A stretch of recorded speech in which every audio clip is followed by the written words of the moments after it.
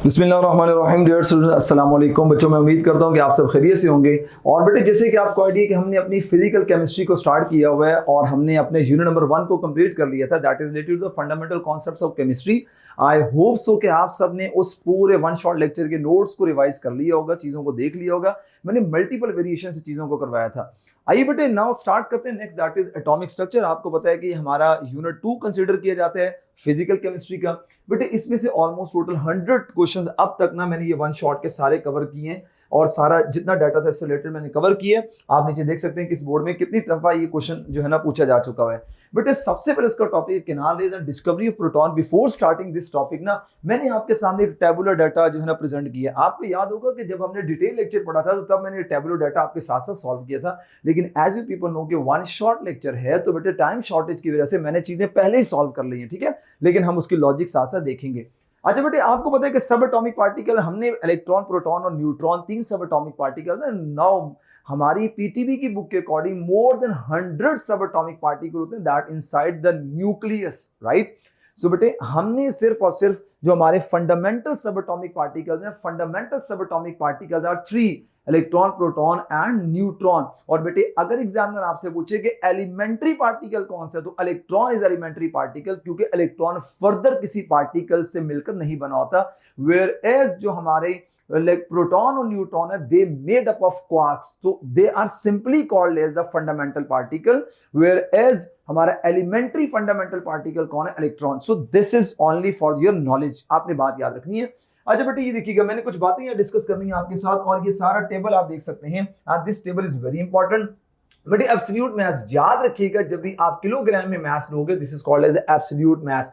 बेटे, एब्सोल्यूट मास देखो, प्रोटॉन का मास होता है भाई 1.67 है, न्यूट्रॉन का मास 1.67 और बेटे 9.11 × 10 की पावर -31 किलोग्राम। आप देख सकते हैं प्रोटॉन और न्यूट्रॉन का मास आपस में कंपेरेबल है, पर थोड़ा सा मैंने डिफरेंस रख के वैल्यू बताई है, बट दे आर इक्वल। बेटे, रिलेटिव मास क्या है कि आपने क्या करना है कि कंपैरिजन करना है। बेटे, कंपैरिजन अगर आप करें तो हम मास ऑफ प्रोटॉन के ऊपर कंपैरिजन कर रहे होते हैं। तो बेटे, प्रोटॉन के मास पे कंपैरिजन करोगे 1 आएगा, न्यूट्रॉन का मास भी प्रोटॉन के इक्वल यही है। और बेटे, इलेक्ट्रॉन जो होते हैं they are 1836 time lighter than that of proton. इसका मतलब हमने कंपैरिजन किसके ऊपर किया?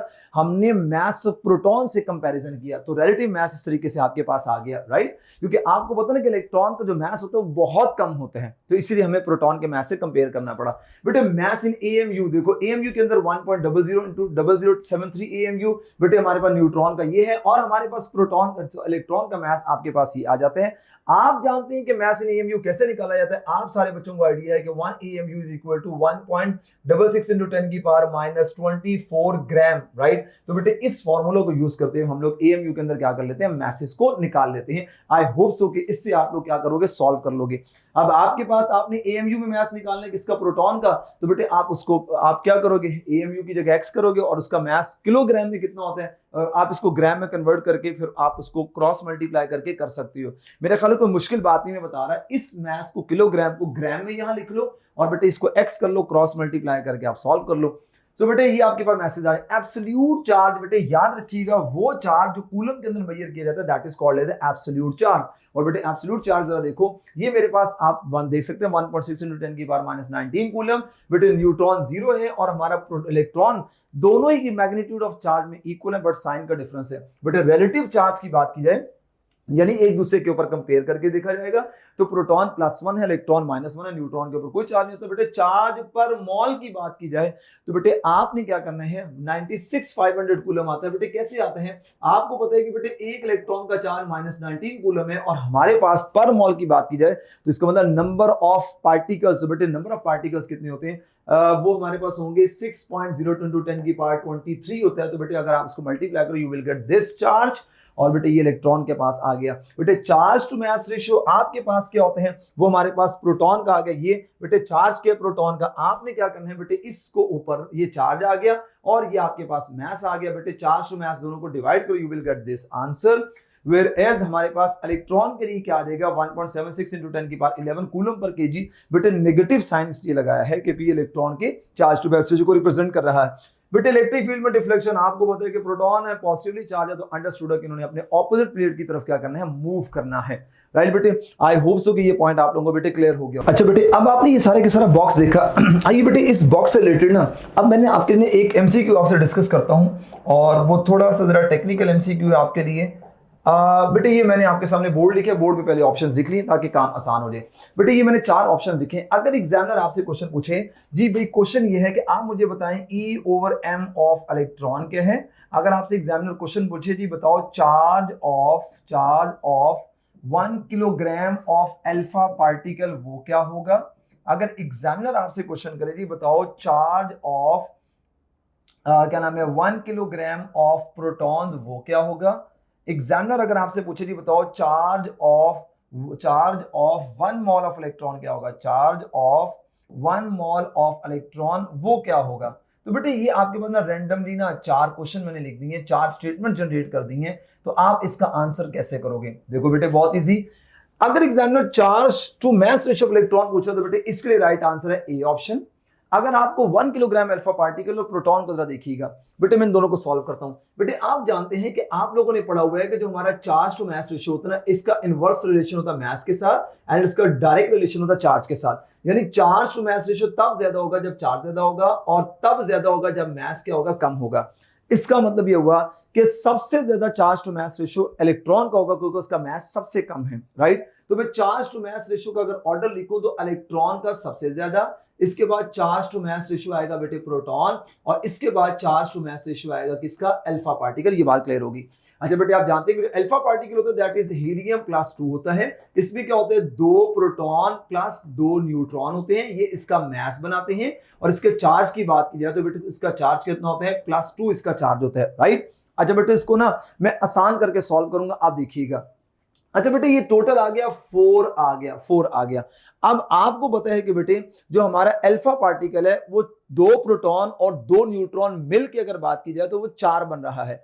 इसका मतलब ये है कि हमारा जो एक प्रोटॉन है वो 1836 टाइम्स हैवियर होता है than that of electron, right. Electron से 1836 टाइम्स हैवियर होता है। तो अल्फा पार्टिकल कितना हैवियर होगा, तो बेटे हम क्या करेंगे, इसको मल्टीप्लाई करेंगे 1836 से, तो it comes out to be 7344 times ये अल्फा पार्टिकल हैवियर होगा देन दैट ऑफ इलेक्ट्रॉन। ठीक हो गया, इसमें कोई इलेक्ट्रॉन नहीं है, तो हमने ये कंपैरिजन में ये बात लिख ली। अच्छा बेटे अब आप क्या करो, बेटे इसको आसान करने के लिए मैं आपको समझाने के लिए करने लगा हूं, सॉल्व करने लगा हूं। आपको पता है चार्ज टू मास रेशियो जो इलेक्ट्रॉन का ना वो ज्यादा होगा।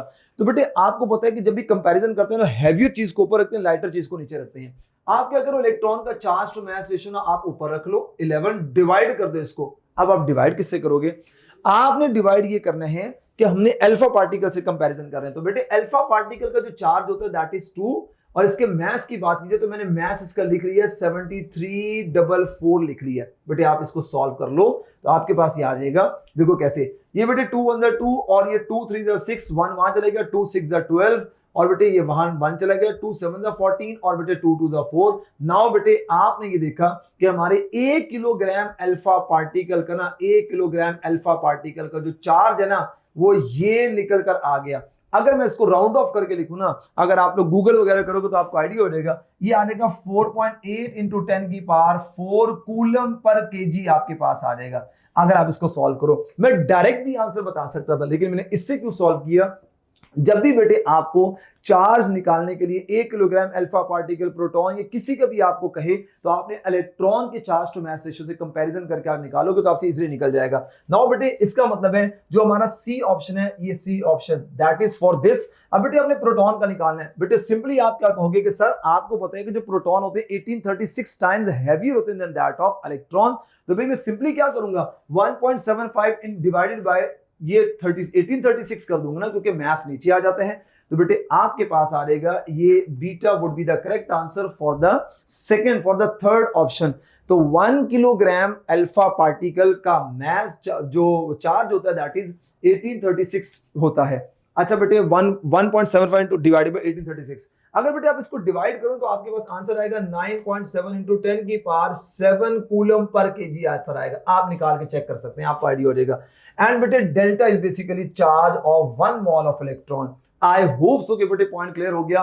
अगर एग्जामिनर डायरेक्टली ये वैल्यू लिख दे तो बहुत आसान है। अगर एग्जामिनर डायरेक्टली ये लिख दे बहुत आसान है, लेकिन मैंने एक बड़ा कंसाइज वे आपके सामने अडॉप्ट करके ये बात करके दिखाई है कि चार्ज टू मास रेशियो से आप बाकियों के चार्जेस भी क्या कर सकते हो, आप निकाल सकते हो, फाइंड आउट कर सकते हो। इसमें कोई भी प्रॉब्लम वाली बात नहीं होनी चाहिए। ठीक हो गया। अच्छा बेटे, अब चलते हैं हम अपनी नेक्स्ट स्लाइड्स के ऊपर। नाउ बेटे नेक्स्ट इज आपके पास है जो हमने कहा था कि किनार रेज। बेटे आपको एक सेटअप नजर आ रहा है, डिस्चार्ज ट्यूब नजर आ रही है। बेटे आपको पता है दिस इज डीसी सोर्स, ये हमारे पास क्या होता है, this is our DC source, ये डीसी सोर्स है। और बेटे डीसी सोर्स का नेगेटिव टर्मिनल होता है, negative terminal would be act as a, हम इसको क्या कहते हैं, ये हमारा कैथोड होता है, जबकि हमारा ये क्या होता है, हमारा ये एनोड होता है। बेटे आप जानते हैं, आपको फिजिक्स बहुत अच्छी आती है, एनोड जो होता है दैट इज इलेक्ट्रॉन सकर होता है और कैथोड इलेक्ट्रॉन डोनर होता है। एनोड इज इलेक्ट्रॉन सकर, सारे इलेक्ट्रॉन सक कर लिए एक टर्मिनल से, तो इसके ऊपर डेफिशिएंसी पॉजिटिव चार्ज आ गया। कैथोड के पास रिच इन इलेक्ट्रॉन है, उससे कैथोड ने इलेक्ट्रॉन दे दिए, तो इससे पोटेंशियल डिफरेंस क्रिएट हो गया। अब बेटे होता क्या है कि यहां पे जो डीसी सोर्स है ना, हम 5 केवी से टू 10 केवी हम लोग ना वोल्टेज लेते हैं, जिसको मैं यूं भी कह सकता हूं कि 5000 वोल्ट से आप कितना लेते हो, 10,000 वोल्टेज आप लोग ले रहे होते हो। ठीक है।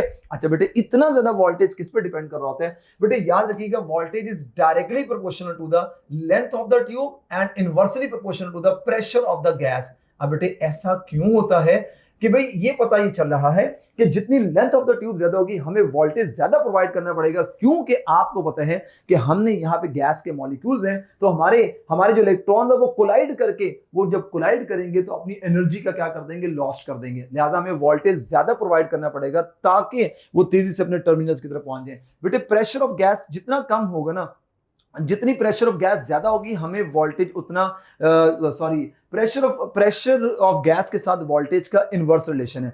देखिए बेटे आपको पता है कि जितना प्रेशर ऑफ गैस ज्यादा होगा ना, इसका मतलब है वहां गैस के मॉलिक्यूल बहुत ज्यादा डेंसर होंगे। अब वो अगर बहुत ज्यादा डेंसर है तो उनकी आयोनाइजेशन बहुत मुश्किल हो जाएगी। लिहाजा हमें प्रेशर ऑफ गैस जितना कम करेंगे, वोल्टेज ज्यादा होगा, ज्यादा वोल्टेज से ज्यादा इलेक्ट्रॉन आएंगे और वो गैस को आयोनाइज करके और हमारा काम आगे स्टार्ट हो जाएगा। अच्छा बेटे आपको पता है कि हमने कैथोड यहाँ परफोरेटेड रखा होता है। अब बेटे यहाँ पे गैस हमारे पास पड़ी होती है, जैसे फॉर एग्जांपल हाइड्रोजन गैस है। बेटे आपको पता है कि यहाँ पे ना दो तरीके की आयोनाइजेशन, अभी मैं आगे आके आपको बताता हूँ दो तरीके की आयोनाइजेशन कैसी है। बेटे पहले क्या होते हैं कि बिकॉज कि हमारा कैथोड रिच इन इलेक्ट्रॉन है, वो इलेक्ट्रॉन यहां से निकलते हैं एनोड की तरफ जाते हैं। लेकिन अब होता क्या है कि रास्ते में हाइड्रोजन गैस पड़ी होती है, ये हाइड्रोजन गैस के मॉलिक्यूल को दो तरीके से आयोनाइज करेगा, एक एटॉमिक आयोनाइजेशन होती है और एक बेटे कौन सी आयोनाइजेशन होगी, मॉलिक्यूलर आयोनाइजेशन। अभी आपको आगे आके बताता हूं। बेटे ये हमारी एक आपको ग्लो नजर आ रहा है, ये हमारा जिंक सल्फाइड की यहाँ प्लेट लगी होती है, जब यहाँ कोई पार्टिकल हिट करता है तो यहाँ पे चमक प्रोड्यूस होती है। बेटे ये जो ग्लो होगा ना, ये भी आगे आके बताऊंगा किस पे डिपेंड कर रहा है, वो मैंने आगे स्लाइड के अंदर चीज मेंशन की हुई है। ठीक हो गया। तो बेटे डिस्चार्ज ट्यूब वो है जिसमें हम लोग करंट की कंडक्शंस करवाते हैं। अच्छा बेटे अब जरा अगर आप देखो तो यहां पर ना आपके सामने कुछ प्रॉपर्टीज आपको कैथोड रेज की पॉजिटिव रेज की प्रॉपर्टीज नजर आ रही हैं। ये मैग्नेटिक फील्ड में डिफ्लेक्शन शो करते हैं, जितने भी चार्ज पार्टिकल्स होते हैं वो मैग्नेटिक फील्ड को जो है ना वो रिस्पॉन्ड करते हैं, क्योंकि ये इट सेल्फ एक्ट कर रहे होते हैं एक टाइनी मैग्नेट के तौर पे। बेटे ये पॉजिटिवली चार्ज होते हैं और इनका जो चार्ज होता है that is equal to cathode rays, बेटे दैट इज 1.6 into 10 की power -19 coulomb, positive sign for positive rays. बेटे इनका मास ज्यादा भी हो सकता है और इक्वल टू प्रोटॉन हो सकता है, तो इनका minimum mass equal to proton होता है। यानी कि आप ये कह सकते हैं कि आपको पता है कि जो हमारा प्रोटॉन होता है ना, प्रोटॉन उसका मास कितना होता है, 1.6 into 10 की पावर 1.67 into 10 की पावर -27 किलोग्राम प्रोटॉन का चार्ज है। तो जब आप हाइड्रोजन गैस लोगे तो इसका मतलब है प्रोटॉन का mass is equal to the hydrogen, क्योंकि हाइड्रोजन आयोनाइज हो जाएगा, राइट। अब ये भी हो सकता है कि बेटे अगर आपने हाइड्रोजन गैस नहीं ली, कोई और गैस ली, तो वहां पे मास क्या हो जाएगा, प्रोटॉन के मास से ज्यादा हो जाएगा। बेटे ये मटेरियल पार्टिकल हैं, ये दे पोजेसेस मोमेंटम। आपको पता है जिसका मोमेंटम होता है वो हमारे मटेरियल पार्टिकल नेचर रखते हैं, यानी मटेरियल पार्टिकल रखते हैं। बेटे प्रोड्यूस फ्लोरेसेंस, फ्लोरेसेंस क्या होता है, excitation and D excitation of electron होता है। तो बेटे ये कलर इसका जो डिपेंड कर रहा होता है, depend on the walls of the glass tube and nature of the ion. जो मैंने आपको पीछे बताया कि यहाँ पे जो ग्लो है, रेड ग्लो किस पे डिपेंड कर रहा होता है, वो दो चीजों पे डिपेंड कर रहा है कि आपका ग्लास किस चीज का बना हुआ है और नेचर ऑफ आयंस कैसे हैं, तो उनके ऊपर डिपेंड करेगा। इसको हम लोग कहते हैं फ्लोरेसेंस कहते हैं। बेटे इसकी बड़ी आसान सी मिसाल है, जब आप हाईवेज पे जाते हैं तो देखा ना आपने, जब टर्न करना होता है तो वहां पे एरो बने होते हैं, जब उस पर लाइट पड़ती है तो लाइट की रिफ्लेक्शन से आपको चमक नजर आती है। This type of glow is basically because of fluorescence. बेटे ट्रेवल इन स्ट्रेट लाइन, ये स्ट्रेट लाइन में ट्रेवल कर रही होती हैं। अच्छा बेटे यहां दैट इज वेरी इंपॉर्टेंट कि आयोनाइजेशन आपके पास ना हमारी जो नेचर ऑफ कैथोड है दो पे डिपेंड करती है, नेचर ऑफ गैस कैसी यूज की है और आपने वे ऑफ आयोनाइजेशन की हो। बेटे नेचर ऑफ गैस की बात की, अगर आप हाइड्रोजन गैस यूज करोगे तो वहां पे ये वाले आपके पास ना देखो हमारे पास दो तरीके की आयनाइजेशन है, मॉलिक्यूलर आयनाइजेशन भी होगी और हमारे पास ऐसे एटॉमिक आयनाइजेशन भी होगी। अब बेटे जो एटॉमिक आयनाइजेशन है ये सुन लीजिएगा जरा बेटे, फॉर एग्जांपल मिसाल के तौर पे ये H का बॉन्ड बना हुआ है, ये दोनों इलेक्ट्रॉन है बेटे, यहां से ना बाहर से हाई एनर्जी इलेक्ट्रॉन आएगा, जब वो हाई एनर्जी इलेक्ट्रॉन आएगा वो बेटे इनसे हिट करेगा। अब ये जो जिन्होंने बॉन्ड बनाए लो एनर्जी है बेटे, ये बहुत तेजी से आके हिट करेगा, तो जब ये हिट करेगा ये दोनों एटम ना आपस में टूट जाएंगे। ये ऐसे मिसाल है ना, आप दो दोस्तों ने हाथ पकड़े जा रहे हैं और पीछे से बंदा बहुत तेजी से आएगा तो आपका हाथ सेपरेट हो जाएगा। इस तरीके से बेटे आपके पास दो हाइड्रोजन के एटम आ जाएंगे। जब दो हाइड्रोजन के एटम आ गए अब क्या होगा बेटे, आपको पता है कि इसके पास एक इलेक्ट्रॉन होता है, बाहर से हाई एनर्जी इलेक्ट्रॉन आएगा, वो इसको क्या करेगा, एनर्जी प्रोवाइड करेगा और ये इलेक्ट्रॉन यहां से निकल जाएगा। अगर निकलेगा this type of ionisation is called as the atomic ionisation. Molecular ionisation क्या होती है कि भाई आपको पता है कि हमारा जो हाइड्रोजन के एटम है उन दोनों ने ओवरलैप किया हुआ है, इस ऑर्बिटल के अंदर इलेक्ट्रॉन है, बाहर से बड़ी तेजी से इलेक्ट्रॉन आया, उसने क्या किया, हिट किया, एक इलेक्ट्रॉन निकल गया। अब बेटे एक इलेक्ट्रॉन निकला दूसरा नहीं निकला, इसका मतलब है ऑर्बिटल अभी जुड़े हुए हैं, ऑर्बिटल सेपरेट नहीं हुआ, ऑर्बिटल जुड़े हुए हैं और बेटे इलेक्ट्रॉन निकल गया, तो इसके नतीजे में जो आयनाइजेशन होगी that is called as the molecular ionisation. ठीक है, तो बेटे इसका मतलब ये दोनों पे डिपेंड कर रहा होता है। अब आप जानते हैं कि अगर ऑक्सीजन की आयनाइजेशन तो ऑक्सीजन की एटॉमिक आयनाइजेशन ये होगी, मॉलिक्यूलर आयनाइजेशन ये होगी, दोनों के नेचर में डिफरेंट है, यस दोनों में नेचर में डिफरेंट है, इन पे डिपेंड कर रहा होता है और ये सबसे इंडिपेंडेंट है, वॉल्स पे डिपेंड नहीं करता, इलेक्ट्रॉन्स पे डिपेंड नहीं करता, कैनाल्स पे डिपेंड नहीं कर रहा होता। और बेटे ये ग्लो की बात की है तो hydrogen gas red glow show करती है डिस्चार्ज ट्यूब में, और इसका ग्लो देखो कौन से मटेरियल के साथ आपका जो है वो पार्टिकल स्ट्राइक कर रहे हैं, आपके ग्लास के मटेरियल के हैं, और नेचर ऑफ आयंस कैसी हैं, जैसे मैंने नेचर ऑफ आयंस आपसे डिस्कस की हैं। लो बेटे ये जल्दी से इसके एमसीक्यू, तो E/m value of positive raise depend on dash enclose in a discharge tube. तो बेटे याद रखिएगा अभी हमने पढ़ा है कि हमारी nature of canal raise that depends upon the nature of gas के ऊपर क्या कर रही होती है, डिपेंड कर रही होती हैं, प्रॉपर्टीज ऑफ गैस और नेचर ऑफ इलेक्ट्रोड्स पे डिपेंड नहीं करती। नाउ बेटे प्लैंक्स क्वांटम थ्योरी, बेटे प्लैंक्स क्वांटम थ्योरी आपको बेहतरीन सा आइडिया है। जो हमारी प्लैंक्स क्वांटम थ्योरी हमें बेसिकली क्या बताएगी, आइए इसको भी देखते हैं। प्रपोज बाय जर्मन फिजिसिस्ट ने इसको 1900 के अंदर प्रपोज किया। बेटे इसकी कॉन्ट्राडिक्ट किसके साथ, क्लासिकल थ्योरीज के अकॉर्डिंग क्लासिकल फिजिक्स। बेटे क्लासिकल फिजिक्स जो होती है वो ओल्ड कॉन्सेप्ट्स के ऊपर बेस कर रही होती है। अगर मैं सारी बात को थोड़ा सा आपको जल्दी से बता दूं, बेटे आपको पता है कि हमारी जो प्लैंक्स क्वांटम थ्योरी वो कहती है कि जो एनर्जी होती है ना वो डिसकंटीन्यूअस मैनर के अंदर एब्जॉर्ब या इमिशन होती है, किसी भी बॉडी के अंदर, किसी भी बॉडी से निकलना या आना डिसकंटीन्यूअस मैनर के अंदर होती है, लेकिन क्लासिकल थ्योरी के मुताबिक ये कॉन्टिन्यूअस था। अब बेटे कॉन्टिन्यूअस और डिसकंटीन्यूअस अंडरस्टैंड करो। मिसाल के तौर पे बेटे आपके पास ना एक शॉपर है, उसमें बहुत ज्यादा आपने पानी फिल कर दिया है, अब उससे सुराख करोगे तो बेटे वो कॉन्टिन्यूअस जो फ्लो होगा ना, that continuous flow is basically called as the, हम उसको कहते हैं कॉन्टिन्यूअस। ये क्लासिकल के मुताबिक है। इसका मतलब ये है कि क्लासिकल थ्योरी कहती थी कि कॉन्टिन्यूस कोई भी बॉडी एनर्जी एमिट ये एब्जॉर्ब करती है, लेकिन आपको पता है कि कॉन्टिन्यूस नहीं होगी, डिसकॉन्टिन्यूस होगी। क्यों डिसकॉन्टिन्यूस होगी, क्योंकि बेटे आपको पता है कि जो हमारा एटम होता है ना, एटम में शेल्स होते हैं, जैसे बेटे आपको पता है ना स्टेयर्स होती हैं, तो स्टेयर्स में आपको पता है कि स्टेप्स होते हैं, हर स्टेप की एनर्जी डिफरेंट है। आप दो स्टेप के दरमियान इलेक्ट्रॉन स्टे नहीं करता, यानी हम भी अगर चलते हैं तो हम दो स्टेप्स के दरमियान पाँव नहीं रखते, बल्कि एक एक स्टेप ऊपर जाते हैं। इसका मतलब यह है, पता ये चला अगर ये कॉन्टिन्यूस कहता है कि भाई ये कॉन्टिन्यूस एनर्जी एमिट ये एब्जॉर्ब करती है, तो फिर जो हमने स्पेक्ट्रम वाला कॉन्सेप्ट पढ़ा था वो सारा फेल हो जाता है। जो हमारे पास लाइन स्पेक्ट्रम बनता था, लाइन स्पेक्ट्रम तब ही बनता है जिससे ये पता चलता है कि भाई हमारे एटम के अंदर शेल्स मौजूद हैं and each shells have different energy की वजह से discontinuous energy, packet of fix packet of energy release होगी। स्टेप नंबर 1 जो स्टेज के उसकी एनर्जी कम है और ऊपर जाते एनर्जी क्या हो जाएगी, ज्यादा हो जाएगी। तो बेटे पता ये चला कि हमारे जो स्टेप्स हैं, हर स्टेप की एनर्जी डिफरेंट है, जिससे पता चल रहा है कि एटम के अंदर शेल्स मौजूद हैं, शेल्स की वजह से एनर्जी डिफरेंट है, जिसकी वजह से डिसकंटीन्यूअस मैनर के अंदर एनर्जी क्या होती है, एब्जॉर्ब या एमिट होती है।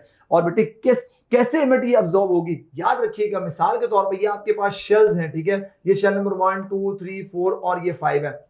अब बेटे याद रखिएगा, अगर इस इलेक्ट्रॉन ने शेल नंबर 1 से 3 में जाना है तो बेटे इन दोनों के दरमियान जो डिफरेंस ऑफ एनर्जी होगा ना, उतनी एनर्जी का अगर फोटोन मिलेगा तो ये इलेक्ट्रॉन जंप करके ऊपर जाएगा, और अगर तीसरे से 1 में आना है तो उतनी एनर्जी एब्जॉर्ब करके रिलीज करके नीचे आएगा। तो इसका मतलब डिफरेंस ऑफ शेल्स की जो एनर्जी होती है उसका जो डिफरेंस होता है उसके डिफरेंस के इक्वल हमारा जो इलेक्ट्रॉन है वो फोटोन की एनर्जी एब्जॉर्ब करके इमिट या एब्जॉर्ब होगा। नौ बेटे ये सारी की सारी वही वाली बात है। अब ये डिसकंटीन्यूअसली होता है, डिस्क्रीट पैकेट्स होते हैं, बिल्कुल डिस्क्रीट पैकेट्स होते हैं, दो शेल के दरमियान एनर्जी डिफरेंस फिक्स होता है, राइट। अच्छा बेटे इन एनर्जी पैकेट्स को plural form of quantum is called as a quantum, quanta कहा जाता है। बेटे लाइट एनर्जी की केस में हम इनको क्या कहते हैं, फोटॉन्स कहते हैं, और हर फोटोन की फिक्स अमाउंट ऑफ एनर्जी होती है क्योंकि हर शेल की एनर्जी क्या है, फिक्स है।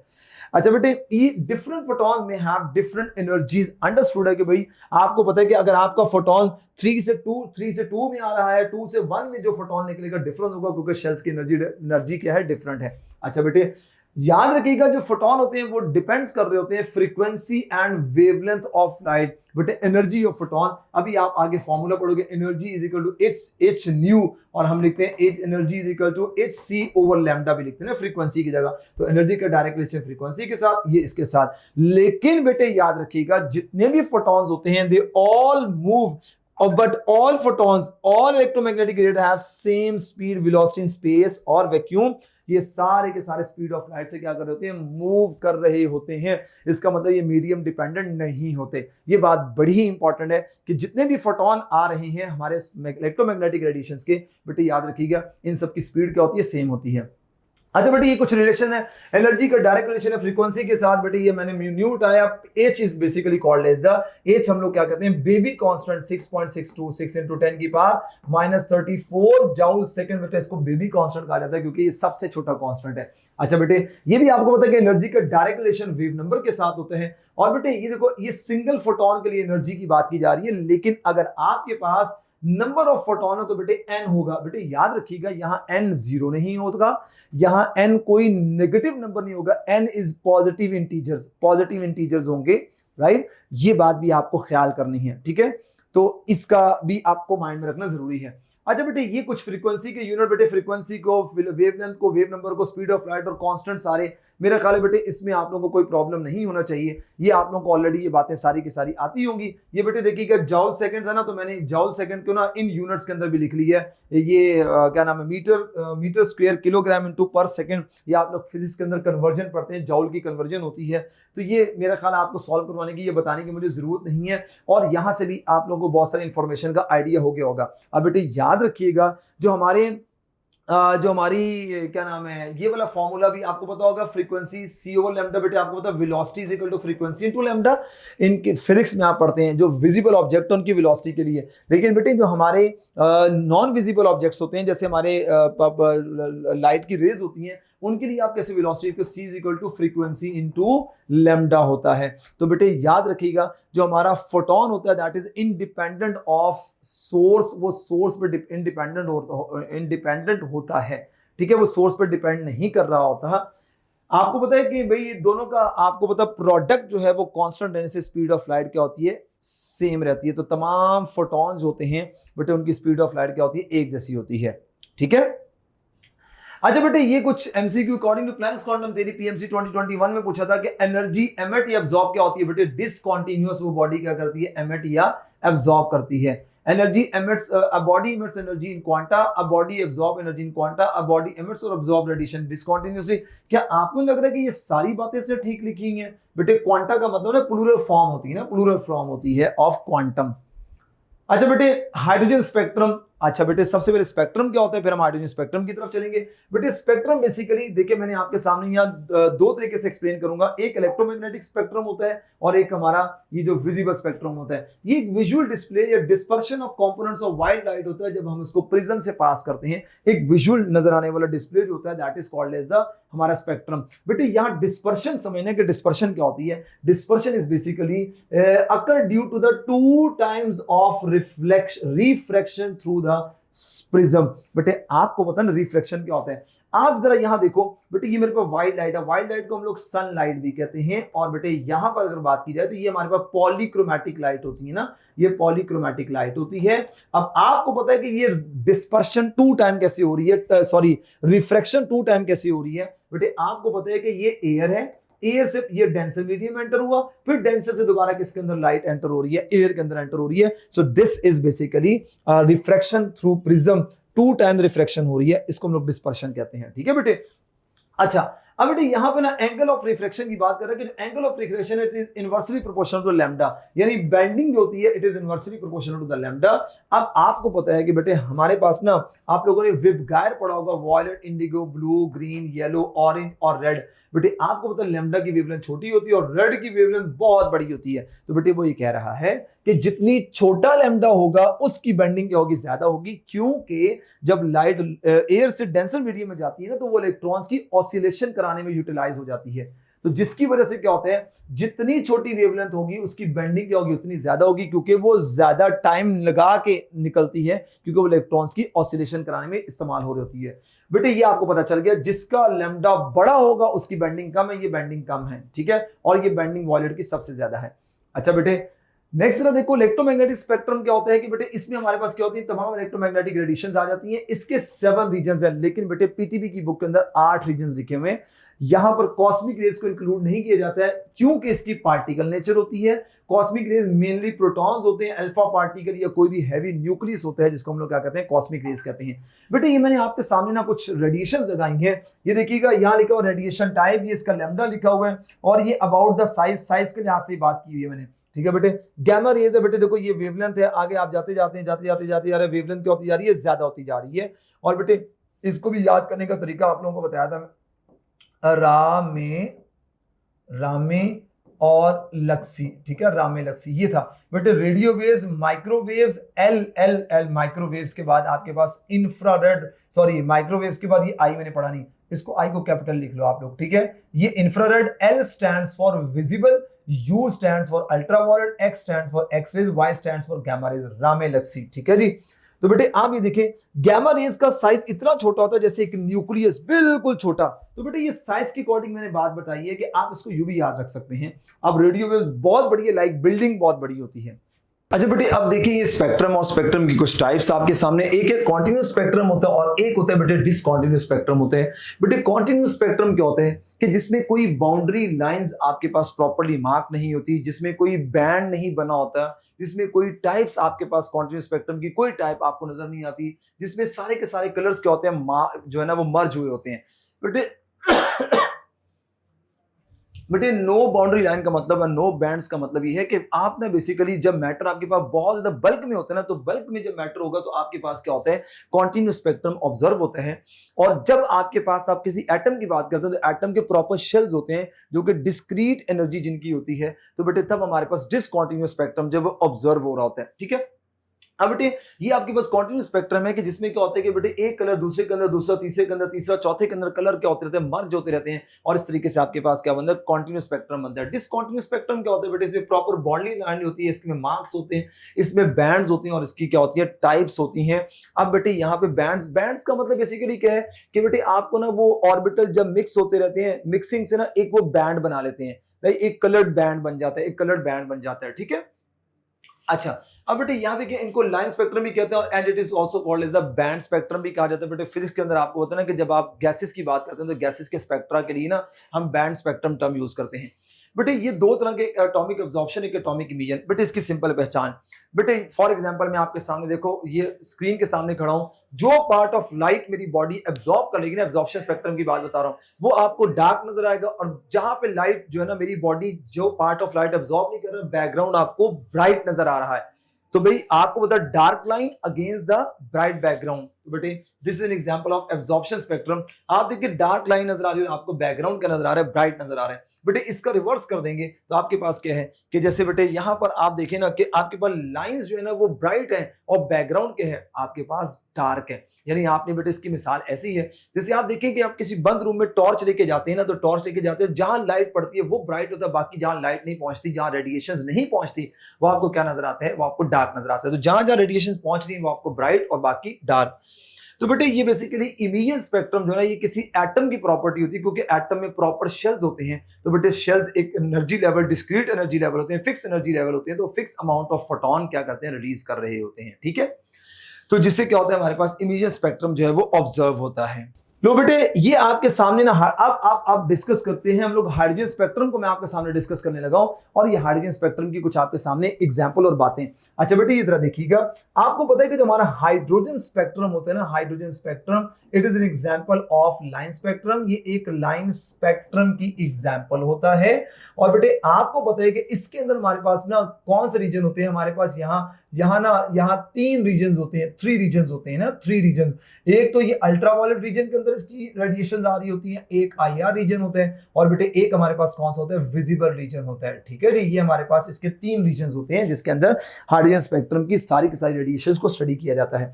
अच्छा बेटे अब जरा ये देखिएगा आपके सामने कि shell number 1, shell 2, shell 3, shell 4 आगे जाते जाते थे आपके पास क्या होती जा रही है, ये मर्ज होना स्टार्ट हो गया। आपको फंड सीरीज के बाद ना आगे मजीद सीरीज नहीं मिलती। अगर एग्जामिनर पूछे कि भाई मजीद सीरीज क्यों नहीं मिलती, एक हम्फ्रे सीरीज होती है उसके बाद कोई सीरीज नहीं मिलती, तो आपने कहना है बिकॉज हमारे जो शेल्स होते हैं दे आर क्लोज्ड। जब वो क्लोज्ड होना स्टार्ट हो जाते हैं तो वो कॉन्टिन्यूअस स्पेक्ट्रम बनाना स्टार्ट कर देते हैं। ये बात याद रखनी है आप लोगों ने। अब बेटे लाइमन सीरीज क्या होती है कि जब भी आपका इलेक्ट्रॉन किसी भी जगह से शेल नंबर 1 में आकर स्टे करेगा, this is called as the Lyman series. और बच्चों याद रखना है कि यहां पर difference of energy is inversely proportional to lambda, पीछे पढ़ के आ चुके हैं। जितना डिफरेंस ऑफ एनर्जी ज्यादा होगा वहां पे लैम्डा क्या होता है बेटे, उतना कम होगा। मतलब यह है कि भाई आपको पता है कि इंफिनिटी से अगर शेल नंबर 1 में आ रहा है, ये गैप बहुत ज्यादा एनर्जी गैप है, जितना ज्यादा एनर्जी गैप होगा वहां लैम्डा उतना छोटा होगा।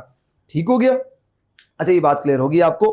अच्छा अब बेटे ये आपको पता चल गया शेल नंबर 1 में आके कहीं से भी इलेक्ट्रॉन स्टे करेगा लाइमन। और बामर का देखो मैंने कलरफुल किया हुआ है बेटे, बामर का अगर 3 से 2 शेल के अंदर आते हैं तो इसको हम लोग कहते हैं H अल्फा लाइन कहते हैं, और आगे वाली H बीटा होगी, उसके बाद H गैमा होगी, H फिर आपके पास डेल्टा होगा, H फाई होगा आगे जाके। अब बेटे जो H अल्फा है यहां डिफरेंस ऑफ, अगर मैं आपसे क्वेश्चन करूं भाई मुझे ये बताओ कि इनमें से H alpha H beta H gamma में से कौन सी एनर्जी ऐसी, कौन सी क्या नाम है लाइन ऐसी है जो ज्यादा एनर्जी रखने वाली है या जिसकी लैम्डा कम है। तो बेटे आपको पता है 3 से 2 की अगर बात की जाए, 3 से 2 की अगर बात की जाए तो यहां डिफरेंस ऑफ एनर्जी कम है। जितना डिफरेंस ऑफ एनर्जी कम होगा लैम्डा क्या होगा, उतना ज्यादा होगा, और जितना लैम्डा ज्यादा होता है आपको पता है कि बेटे एनर्जी क्या होती है, उतनी कम होती है। आप ये देखें 6 से H गैमा की बात की ना, H गैमा का डेल्टा, H डेल्टा देखो 6 से शेल नंबर 2 में आ रहा है बेटे, 6 और 2 के दरमियान बहुत ज्यादा गैप है। जितना ज्यादा गैप होगा इसका मतलब लैम्डा कम होगा, जितना लैम्डा कम होगा वो लाइन उतनी क्या होगी, हाईएस्ट एनर्जी लाइंस होंगी। और बेटे ये भी याद रखिएगा कि बामर सीरीज इन तमाम सीरीज में से ऐसी हैं जो सबसे पहले फर्स्ट डिस्कवर्ड हुई थी। ठीक है जी, ये फर्स्ट डिस्कवर्ड हुई थी। और उसके बाद बेटे पास्टन ब्रैकेट और फंड सीरीज, बेटे इनको याद रखने का तरीका ये होते हैं, हम लिखते हैं कि लो ब्लड प्रेशर और फिर मैं लिख देता हूं ब्लड प्रेशर। क्या मतलब इसका मतलब ये है लाइमन, बामर, पास्टन ब्रैकेट और ये आपके पास फंड सीरीज आ जाएगी। ठीक है, अच्छा बच्चों अब चलते हैं, ये बेटे आपके सामने मैंने एक और कॉलम ड्रॉ किया हुआ है, इसमें मैंने क्या बताया हुआ है, यहां ट्रांजिशंस हैं, यहां रीजन है, यहां सीरीज है, यहां लिमिटिंग लाइन आपके पास आ जाएगी। Limiting line is called as the highest energy line को हम लोग कहते हैं। ठीक है जी बेटे, अब आपके पास ना जो लाइमन सीरीज होती है ना, इसकी लिमिटिंग लाइन क्या होती है कि जब भी आपका इलेक्ट्रॉन इन्फिनिटी से शेल नंबर 1 में आएगा ना, ये इसकी लिमिटिंग लाइन होगी और ये हाईएस्ट एनर्जी लाइन होगी। यहां डिफरेंस ऑफ एनर्जी बहुत ज्यादा है, राइट। अब बेटे हमारा बामर सीरीज की बात की तो इसकी जो पहली लाइन होती है ना फर्स्ट, बेटे अब याद रखिएगा इसकी जो फर्स्ट लिमिटिंग लाइन होती है ना, फर्स्ट लिमिटिंग लाइन जब वो शेल नंबर 2 में आता है तो first limiting line is basically ultraviolet region के अंदर होती है। बाकी तमाम के तमाम इसकी लिमिटिंग लाइंस किसके अंदर होती हैं, हमारे विजिबल रीजन के अंदर होती हैं। ये एक छोटा सा एमसीक्यू है जो कि पीटीबी की बुक के अंदर लिखा हुआ है। बेटे इसकी लिमिटिंग लाइन क्या होगी? इन्फिनिटी से शेल नंबर 3, इसकी क्या होगी? इन्फिनिटी से शेल नंबर 4, इसकी क्या होगी? इन्फिनिटी से शेल नंबर 5 होगा। और बेटे इस तरीके से आपने याद रखना है, ये तीनों IR रीजन होती हैं। ये बेटे हमारे पास क्या होती हैं? यूवी रीजन और हमारे पास विजिबल रीजन। आपको पता है कि अल्ट्रा वायलेट की वेवलेंथ बहुत कम होती है, ये ज्यादा एनर्जेटिक लाइंस होती हैं, और IR हमारा इसकी वेवलेंथ बड़ी होती है, इसकी एनर्जी कम होती है, लोअर एनर्जी होती है। बेटे यहां पर एक और इंपॉर्टेंट पॉइंट याद रखने वाली बात क्या है, वो ये है कि बेटे आपको यहाँ पे रेडबर्ग कांस्टेंट की वैल्यू आना जरूरी है। बेटे रेडबर्ग कांस्टेंट जो होता है ना, उसकी वैल्यू होती है 1.09 × 10 की पावर 7 पर मीटर होती है। ये वैल्यू आप लोगों ने याद रखनी है। और ये आती कैसे है? इसमें ना पीएमसी ने एक दफा सवाल किया था। हम लोग वेव नंबर के एक फॉर्मूला पढ़ते हैं, Z²e⁴ और m। बेटे जो हमारे पीटीबी के बच्चे ना, उनकी बुक्स के अंदर ये फॉर्मूला मौजूद है। डिवाइडेड बाय ये बाय हमारे पास हो जाएगा 8 एप्सिलॉन का स्क्वायर, और ये आ जाएगा मीटर क्यूब, सॉरी 8 एप्सिलॉन का स्क्वायर, यहाँ ये डस्ट यूं लिखोगे, यस, ये आ जाएगा 8 एप्सिलॉन का स्क्वायर, और ये आपके पास आ जाएगा h का क्यूब, और ये आ जाएगा c, और ये आ जाएगा n2, और ये 1 माइनस n2, और ये 2 आ जाएगा। ठीक है, ये है। अब बेटे यहां पर ना ये सारे के सारे कांस्टेंट जो ना, ये सारे के सारे कांस्टेंट्स, एक मिनट जरा ना, ये z को मैं निकाल रहा हूं बाहर क्योंकि ये एमसीक्यू आया हुआ है। ये सारे के सारे कांस्टेंट ना हमारे क्या कहलाते हैं? रेडबर्ग कांस्टेंट कहलाते हैं। और इनकी जगह मैं लिखूंगा wave number z² into are लिख दूंगा, और आगे वही फॉर्मूला। तो बेटे आर और जी का आपस में कौन सा रिलेशन है? दो चीजें मल्टीप्लाई हो रही है तो आपस में इनवर्स रिलेशन होता है। सिर्फ ये एमसीक्यू पूछा हुआ था। दूसरा बेटे अगर एग्जामिनर आपसे ट्रांजिशन पूछता है, ट्रांजिशन क्या पूछता है कि बेटे आप कहते हैं शेल नंबर 2 5 से शेल नंबर वो 1 के अंदर आया, बताओ वो नंबर ऑफ ट्रांजिशन कितनी करके आया होगा? तो बेटे इसके लिए शॉर्टकट सुन लो। तो नंबर ऑफ ट्रांजिशन निकालने का शॉर्टकट ये है आपके पास, वो ये होगा कि आपने ना हाईएस्ट लाइन वाला जो नंबर होगा ना, बड़ा नंबर, उसका ऊपर ये हाईएस्ट नंबर छोड़ दो, इससे पीछे नंबर को सम करते जाओ। 4 + 3 + 2 + 1, आप इनको सम कर लो तो बेटे आपके पास 10 आंसर आएगा। इसका मतलब 10 ट्रांजिशंस करके आएगा। ठीक है, ये एक छोटा सा पॉइंट है, शायद आप फिजिक्स में ही पढ़ते हो। आइए बेटे, now the very important topic that is principal quantum number and azimuthal quantum number. Before starting this, तो बेटे सबसे पहले क्वांटम नंबर्स का आइडिया होना चाहिए आपको। आपको पता है कि क्वांटम नंबर्स की ना बहुत डिटेल्स है, डिफरेंट लोगों ने डिफरेंट एटॉमिक मॉडल्स पेश किए हैं। आइए देखते हैं बेटे क्वांटम नंबर्स क्या हैं। ये सिर्फ न्यूमेरिकल वैल्यूज होती हैं जो कि हमें कंप्लीट इंफॉर्मेशन देती हैं अबाउट पोजीशन ऑफ इलेक्ट्रॉन। देखो ये बेटे बेसिकली जो हमारा क्वांटम नंबर्स होते हैं ना, आप लोगों ने श्रोडिंगर वेव इक्वेशन सुनी होगी, पढ़ी नहीं है क्योंकि ना हम पढ़ाते हैं ना हम इसके बारे में डिस्कस करते हैं। श्रोडिंगर वेव इक्वेशन एक इक्वेशन होती है जो कि हमें परफेक्ट सॉल्यूशन होता है इलेक्ट्रॉन की पोजीशन को आइडेंटिफाई करने का। अब बेटे होता क्या है कि जो हमारे क्वांटम नंबर्स होते हैं ना, they are the solution of Schrodinger wave equation. यानी कि जब श्रोडिंगर वेव इक्वेशन को सॉल्व करते हैं तो वहां पे कुछ स्पेसिफिक डिजिट्स आती हैं, वैल्यूज आती हैं। वो जो स्पेसिफिक डिजिट्स या स्पेसिफिक वैल्यूज होती हैं, वो स्पेसिफिक वैल्यू हमें इंफॉर्मेशन देती है इलेक्ट्रॉन की। इसको हम लोग क्या कहते हैं? क्वांटम नंबर्स कहते हैं। कि श्रोडिंगर वेव इक्वेशन को सॉल्व करके जो हमारे पास फाइनल वैल्यूज आती हैं, ठीक है, उनको क्वांटम नंबर्स कहते हैं। ये देखो, ये मैथमेटिकल, ये डिजिटल्स होते हैं, वो मैंने आपको बात बता दी है। बेटे जो क्वांटम नंबर्स होते हैं ना, these quantum number were drive from Schrodinger wave equation for hydrogen atom. बेटे स्पिन क्वांटम नंबर हमारा श्रोडिंगर से ड्राइव नहीं हुआ। ये सारे के सारे क्वांटम नंबर हमारे किससे ड्राइव हुए हैं? सॉरी, ये हमारे पास क्वांटम नंबर्स होते हैं N, L, M और S होता है। ठीक है, अब बेटे टॉपिक स्टार्ट कर रहा हूं तो ये बात ये ज़हन में रखनी है कि बेटे N is greater than L and L is greater than equal to M। बेटे ये एक रूल याद रखना है, ये रूल मैं भी आपको बताऊंगा। यानी N हमेशा L से बड़ा होगा, सारे क्वांटम नंबर की समरी है। और बेटे L बड़ा भी हो सकता है और इक्वल भी M के हो सकता है, लेकिन M L से कभी बड़ा नहीं हो सकता। ये बात याद रखनी है। 4 क्वांटम नंबर है। आइए बेटे, प्रिंसिपल क्वांटम नंबर है। प्रिंसिपल क्वांटम नंबर हमें क्या इंडिकेट करता है? ये एनर्जी लेवल को इंडिकेट कर रहा होता है। बेटे एनर्जी लेवल को हम लोग ऑर्बिट या शेल कहते हैं, एन से डोनेट करते हैं। और इसकी वैल्यूज बेटे ये होती हैं, सिर्फ और सिर्फ पॉजिटिव इंटीजर्स होते हैं, जिनको हम लोग नेचुरल नंबर्स कहते हैं। बेटे इस ये जीरो, नेगेटिव, फ्रैक्शनल या लेस देन एल नहीं हो सकता। यानी कि ये वाली बात कभी पॉसिबल नहीं है, ये बात ध्यान में रखनी है। ठीक है, ये बात गलत है। और कभी भी L और N भी आपस में इक्वल नहीं हो सकते, ये बात भी गलत है, क्योंकि मैं पहले बता चुका हूं N is always greater than that of L। बेटे ये आपके सामने ना ये प्रिंसिपल क्वांटम नंबर को कैसे ऑब्जर्व किया गया, जब हम लोग हाइड्रोजन का स्पेक्ट्रम पढ़ते हैं ना, तो बेटे हाइड्रोजन के स्पेक्ट्रम में आपको पता ना ऐसे स्पेक्ट्रम में लाइंस आती है। नाउ बेटे दिस ईच लाइन, जो स्पेक्ट्रल लाइन थी, जो स्पेक्ट्रल सीरीज आई थी, वो जो 5 थी, वो इंडिकेट किसको कर रही थी, दैट इंडिकेट्स द शेल। तो देखो प्रिंसिपल क्वांटम ना arose from the immediate spectrum of hydrogen, ये ईच लाइन जो है ना हमें किसको इंडिकेट कर रही थी, शेल को। बेटे ये शेल बोहर के मुताबिक सर्कुलर होते हैं, लेकिन बेटे ये जो शेल होते हैं बेसिकली इलिप्टिकल्स होते हैं। इलिप्टिकल होते हैं, इलिप्टिकल ऐसी होते हैं यानी जिनकी आपको पता है कि एक जैसे नहीं होती, जिनकी मेजर और माइनर एक्सिस में डिफरेंस होता है। बेटे ये शेल आपको दिए हुए, ये KLMN और O आपको पता है ये शेल्स के नाम रखे गए हैं। अच्छा ये आप सोच लेंगे कि यहाँ पे ABC क्यों नहीं रखा गया, तो बेटे याद रखिएगा आप लोगों ने एक्स रेज शायद पढ़ी थी। तो बेटे एक्स रेज आपको पता होगा कि जब हम कैथोड रेज होती है ना, कैथोड रेज के सेंटर में ना कैथोड और एनोड के दरमियान जब कैथोड रेज निकलती है तो हम वहां पे ना एक हैवी मेटल रख देते हैं, उसके ऊपर कैथोड रेज स्ट्राइक करती हैं। उससे क्या होती है कि बेटे कुछ हमारे पास ना रेज निकलती हैं, जिन रेज को ग्रुप करके हम बताते हैं कि ये K सीरीज है, ये L सीरीज की रेज है, ये M सीरीज की रेज है। तो बेसिकली वहां से जहां एक्स रेज डिस्कवर्ड हुई थी, उन सीरीज के नाम की बेस पे KLM और N रखा गया। बेटे ये बड़ी इंपॉर्टेंट इंफॉर्मेशन कि हमें एन क्या क्या इंफॉर्मेशन देता है, आप इसका स्क्रीनशॉट लेके भी कर सकते हैं। बेटे एन हमें पीरियड नंबर ऑफ एलिमेंट बताते हैं। अगर सोडियम, बेटे आपको पता है कि सोडियम थर्ड पीरियड से बिलोंग कर रहा है, इसका मतलब इट हैज 3 शेल, राइट। अगर मैं कहता हूं जी एक एलिमेंट है, it belongs to 7 period, it has total 7 shells. बेटे सिंपली एन हमें नंबर ऑफ सब शेल बताता है इन शेल कि बेटे जैसे देखो n की व्हेन इट हैज 1 सब शेल, मैं कहता हूं n2, बेटे इसके पास कितने सब शेल होंगे, 2 सब शेल। कौन कौन सा, एक होगा 2s और एक होगा 2p होगा। और n स्क्वायर में नंबर ऑफ ऑर्बिटल बताता है। बेटे जैसे आपको पता है n1 हैज 1 ऑर्बिटल, लेकिन n2 की अगर बात की जाए तो उसके पास कितने ऑर्बिटल्स होंगे, तो बेटे आप 2 का क्या कर दो, स्क्वायर कर दो, तो मेरे पास क्या आ जाएगा 4। बेटे 4 कैसे, आपको पता है px py और pz हो जाएगा, और एक ऑर्बिटल हो गए, 4 हो गए। 2n स्क्वायर में बेटे मैक्सिमम नंबर ऑफ इलेक्ट्रॉन्स बता रहे होते हैं। भाई शेल के अंदर 2, इसके अंदर 8, 18, फिर 32, आपको वो भी पता है।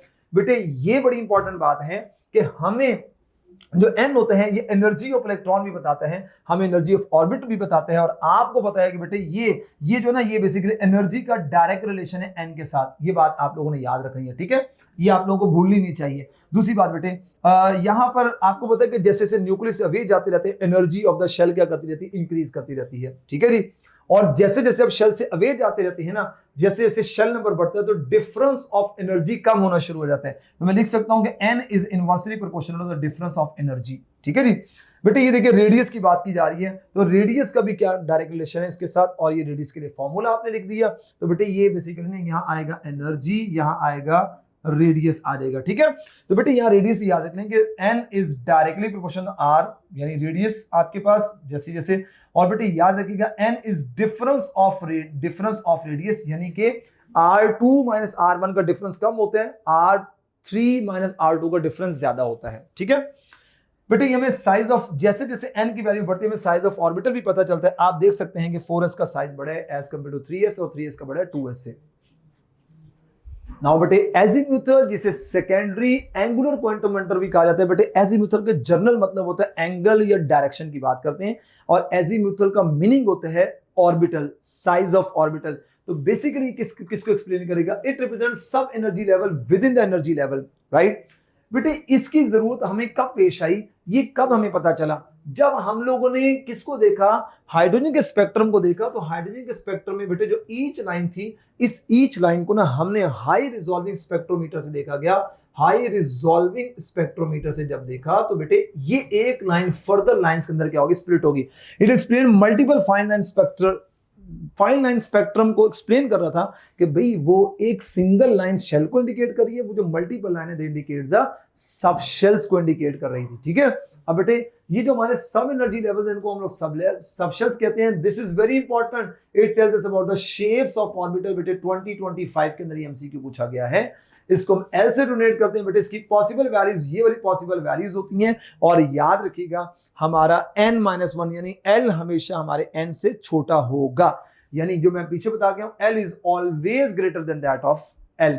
बेटे इस बात को यहां पे एक और तरीके से भी अंडरस्टैंड कर लो। ये वाली जो बात लिखी है, ये वाली बात लिखी है, ये आपको वैल्यूज भी लिखी हैं और n-1 इसका मतलब क्या होगा। बेटे अगर मिसाल के तौर पे मैं आपसे कहता हूं भाई n हमारे पास 4 है, n शेल हमारे पास 4 है, तो मुझे बताओ कि पॉसिबल वैल्यूज ऑफ l क्या होंगी, वो कितनी होंगी। भाई ए ऑप्शन वो 2 होंगी, बी ऑप्शन वो 3 होंगी, सी ऑप्शन वो 4 होंगी, डी ऑप्शन वो 5 होंगी। तो बेटे कैसे निकालोगे, याद रखना है आप लोगों ने, जब भी आप l को लिखोगे ना, l always start from 0 to n-1 करना है। तो बेटे आप 0 लिख के ना आगे 2 लिख के, तो बेटे यहां लिख लो 4-1। अब बेटे ये 3 आंसर आ रहे हैं, आपने 0 से 3 तक जाना है। कैसे, 0 1 2 एंड 3। इसका मतलब ये है अगर हमारे पास n 4 होगा तो हमारे पास पॉसिबल वैल्यूज ऑफ l जो है वो कितनी होंगी, 4 होंगी। तो राइट आंसर इज चार्ली। तो मैंने इस फॉर्मूला को भी बता दिया और बता दिया इस फॉर्मूला को यूं लिखना है और ऐसे आप लोगों ने इसको चेक करना है, एमसीक्यू के फॉर्मेट में बता दिया। अच्छा बेटे याद रखिए नेगेटिव फ्रैक्शनल इनफिनिटी ये नहीं होती। और बेटे यहाँ पे कुछ वैल्यू देखी है आपने कि जो हमारा एस सबशेल होता है बेटे उसकी वैल्यू क्या होती है, इसकी वैल्यू 0 होती है, क्योंकि आपको पता है कि जो हमारा एस ऑर्बिटल होता है वो स्फेरिकल इन नेचर होता है। तो बेटे स्फेरिकल जो होता है ना उसकी कोई आप कह सकते हैं वो नॉन डायरेक्शनल होता है, यानी उसकी इलेक्ट्रॉन डेंसिटी की कोई डायरेक्शन नहीं होती। जबकि हमारा पी ऑर्बिटल देखो डंबल है और डी ऑर्बिटल हमारा हम इसको डबल डंबल भी कहते हैं, we are also called double dumbbell भी कहा जाता है। इसको हम लोग इसको सॉसेज भी कहते हैं, ठीक है, इसको सॉसेज शेप भी कहते हैं। हम इसको क्लवर लीफ भी नाम से याद करते हैं, ठीक है जी।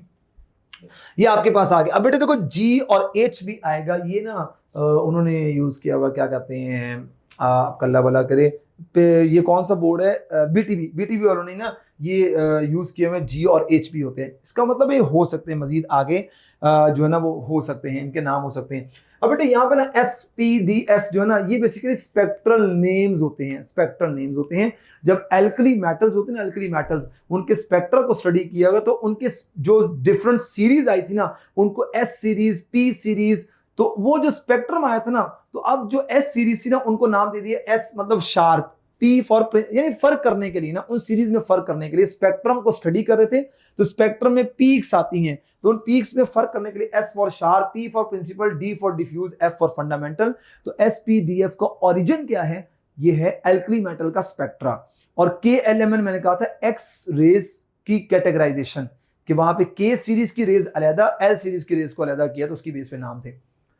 नाउ बेटे ये इन्फॉर्मेशन के नंबर ऑफ ऑर्बिटल अगर आपने निकालने 2l+1 का फॉर्मूला यूज करोगे, देखो बेटे आपने l की वैल्यू 0 पुट करो तो आप 0 पुट करोगे तो सिर्फ 1 आंसर आएगा, 1 पुट करोगे यहाँ पे तो 3 आंसर आएगा, ये आप कर सकते हो, ठीक है बेटे। मैक्सिमम इलेक्ट्रॉन अगर आपने सबशेल में निकालना 2l+1 या 4l+2 कर लो, तो बेटे s में मैक्सिमम 2 इलेक्ट्रॉन, p में 6, d में 10 और f में 14 आते हैं। एनर्जी ऑफ सबशेल की बात की जाए तो बेटे हमारा n+l आप देखते हो, और बेटे आपको पता है कि energy is directly proportional l+l।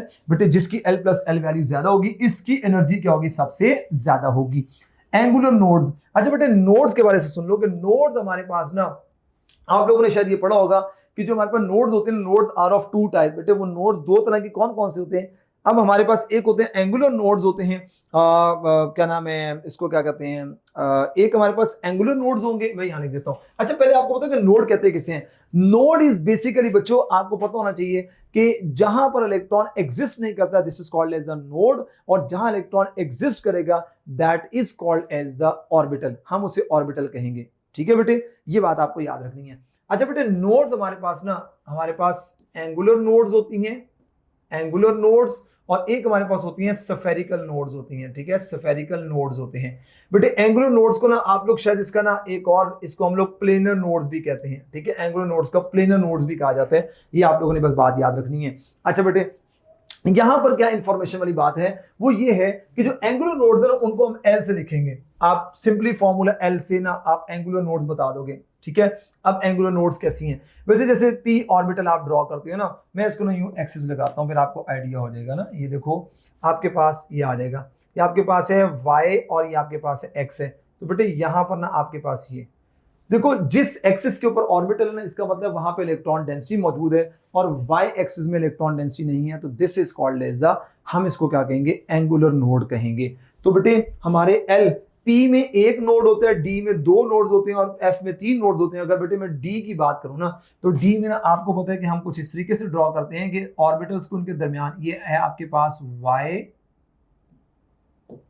Y जी और ये एक्स है, तो बेटे हम ना इनके दरमियान उनको ना ड्रॉ करते हैं, ठीक है।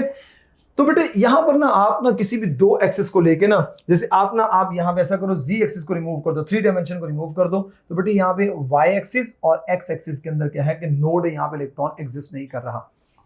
बेटे स्फेरिकल नोड्स क्या होते हैं कि जैसे आपको होता है ये न्यूक्लियस है और ये शेल है, बेटे 2 शेल के दरमियान जो वक्फा होता है ना, इसको हम लोग क्या कहते हैं, नोड कहते हैं। यहां इलेक्ट्रॉन एग्जिस्ट नहीं करता और इसका फॉर्मूला क्या होता है, n-l-1 है, ठीक हो गया। इससे आप क्या कर सकते हो, आप जो है वो स्फेरिकल नोड्स बता सकते हो। बेटे याद रखिएगा, जहां न्यूक्लियस और इन्फिनिटी पॉइंट को हम नोड नहीं कहते, क्योंकि वहां इलेक्ट्रॉन वैसे ही एग्जिस्ट नहीं करता। With the increase in the value of principal quantum number n, size of the s orbital, तो बेटे आपको पता है कि साइज ऑफ ऑर्बिटल क्या हो जाएगा, ज्यादा हो जाएगा। मैंने पीछे देखा था 4s का साइज बड़ा, 3s का साइज छोटा। Shape of the orbital is given by azimuthal quantum number, देख लो 2012 में पूछा गया और मैंने कहा 2025 में भी इससे रिलेटेड सवाल पूछा गया है। Magnetic and spin quantum number, बेटे मैग्नेटिक का इसको हम लोग दूसरा नाम ओरिएंटेशन क्वांटम नंबर भी कहते हैं और इसको हम लोग टर्शरी क्वांटम नंबर भी कहते हैं। It is also called as the tertiary quantum number. बेटे ये कब एक्सप्लेन हुआ कि जब हमने अपने एटम को मैग्नेटिक फील्ड में रखा, तो बेटे जी मैन इफेक्ट, जब मैग्नेटिक फील्ड में रखा तो वो लाइंस ना बहुत ज्यादा क्लोजली स्पेस लाइन के अंदर, देखो पहले क्या था कि स्पेक्ट्रम में लाइन थी, वो शेल था, हाई रिजॉल्विंग से देखा तो वो सब शेल, अब हमने उसी एक लाइन को मैग्नेटिक फील्ड अप्लाई करके देखा तो मजीद लाइंस बनी, that is called as a Zeeman effect, ठीक है जी। बेटे ये हमें ओरिएंटेशन ऑफ ऑर्बिटल बताता है। बेटे ओरिएंटेशन आपको पता है कि वो कैसे कैसे अरेंज होती हैं, उन अरेंजमेंट को, एक्सिस के अंदर अरेंजमेंट को हम लोग ओरिएंटेशन कहेंगे। ये हमें डीजेनरेसी ऑफ ऑर्बिटल बताता है, यानी एनर्जी के लिहाज से बात की जा रही है, डीजेनरेसी, सेम एनर्जी की बात की जा रही है। और यहाँ पे स्पेक्ट्रल लाइंस क्या होती है, क्लोजली स्पेस लाइंस के अंदर टूट जाती है, वही वाली बात, और इसको हम लोग m से रिप्रेजेंट करते हैं। इसकी वैल्यूज बेटे आपके पास ये होती हैं 0 ± 1, और बेटे आसान अल्फाजों में आप यूं भी कह सकते हैं कि m को हम लिखेंगे कैसे, 0 ± l, यूं लिखते हैं। और अगर मैं इसको मजीद ओपन करके लिखूं तो मैं यूं लिख सकता हूं कि -l से 0 और फिर 0 से +l, ठीक है। ये 2 तरीके कार है लिखने के, जब भी आप लिखना होता है। ये इसकी इम्पॉसिबल वैल्यूज है, और ये मैंने वही वाली बात है कि n is always greater than l, और l इक्वल भी हो सकता है और ग्रेटर भी हो सकता है किससे, m से, ठीक है बेटे। ये बेटे आपके सामने कुछ वैल्यूज हैं, और देखो नंबर ऑफ ऑर्बिटल निकालने 2l+1, तो बेटे ये आपके सामने मैंने वैल्यूज भी निकाल दी हैं और मैंने आपके सामने ऑर्बिटल्स भी लिख दिए। मेरे ख्याल इनको बताने की जरूरत नहीं, आपको ऑलरेडी इस बात का आइडिया है। बेटे यहां पर एक एमसीक्यू है, अगर एग्जामिनर आपसे पूछे कि m मेरे पास ना +2 है, राइट, तो मुझे बताएं यहाँ पे नंबर ऑफ इलेक्ट्रॉन्स कितनी होंगे और यहाँ पे नंबर ऑफ, ये कितने ऑर्बिटल्स को रिप्रेजेंट कर रहा है।